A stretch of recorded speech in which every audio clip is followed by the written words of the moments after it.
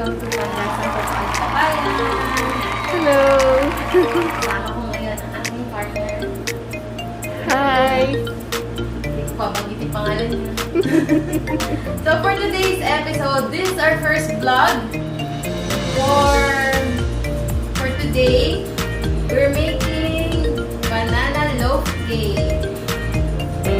So today, itong banana loaf cake na to is for our friend Maki. So,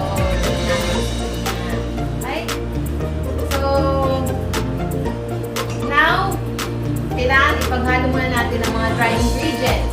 Katulad ng flour, 1.5 cup flour. So, kailangan muna natin siyang i-strain.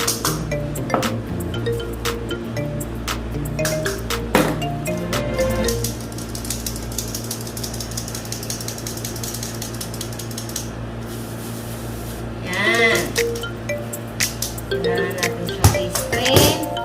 And then, sugar. 3/4 cups of sugar. Ito, okay na to yung kahit i-strain. Kasi wala naman buo-buo. And then next, baking powder. 1.5 teaspoon of 1 teaspoon baking powder. ay, mali pala. 1 teaspoon 1 baking powder. teaspoon of baking powder. I-strain din natin yan kasi minsan may bubuo. And then, half teaspoon of baking soda. Yan, kasi ang baking soda dito may buo-buo.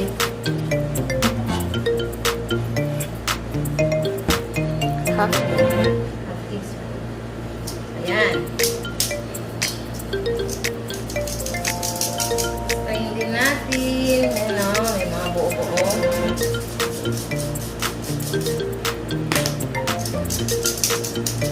So, anong next na partner? Salt? salt. Ilang salt? 1/4. 1/4 teaspoon ng salt. Ayan. So, kailangan ko ng whisk partner. Wait lang po guys ha. Thank you! So, ayan. Haluin mo natin yung mga dry ingredients natin. And then, doon naman tayo. Ihalo naman natin yung mga wet ingredients. Okay? Ayan.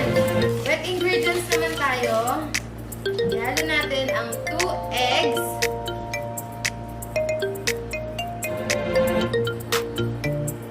Ayan. And then milk. Half. Half cup of milk. Then, Oil or butter. Half. oil or butter. Half cup.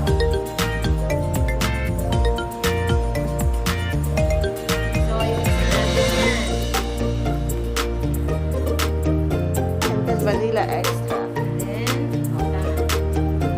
vanilla extract. Then, partner, 1 teaspoon of vanilla essence.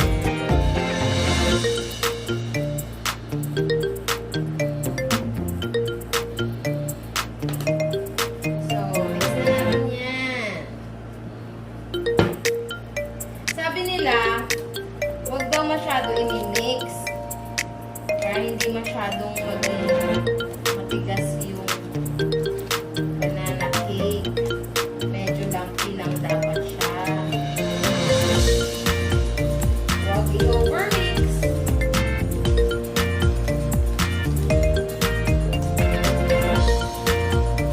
Yan.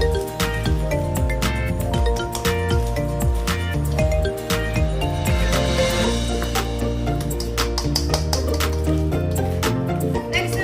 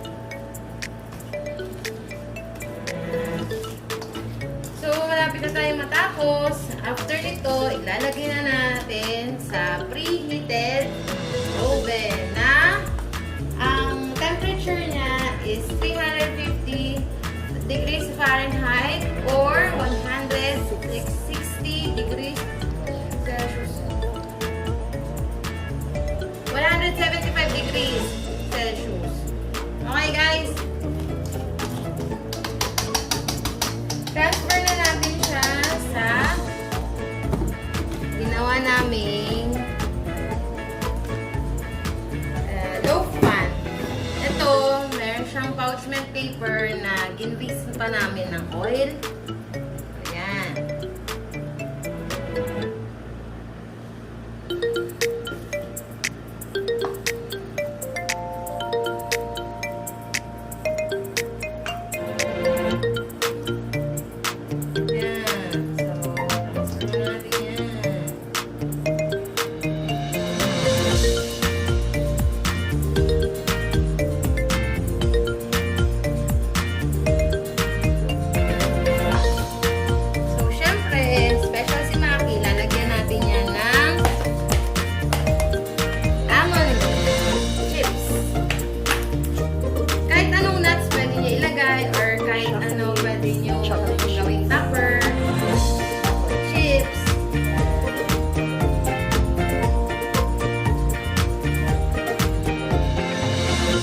Partner, ano ba?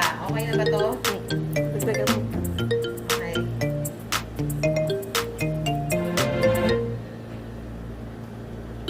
So, yan. Mix lang natin yan. Sabay tubig.